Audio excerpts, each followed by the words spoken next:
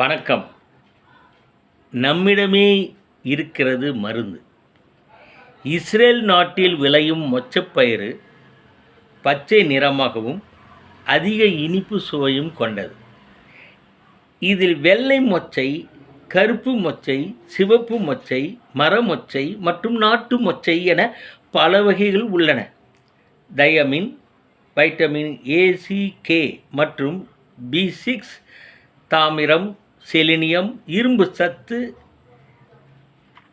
நியசின், riboflavin, choline, sodium, துத்தநாகம், potassium மற்றும் manganese போன்ற ஊட்டச்சத்துக்களை கொண்டது.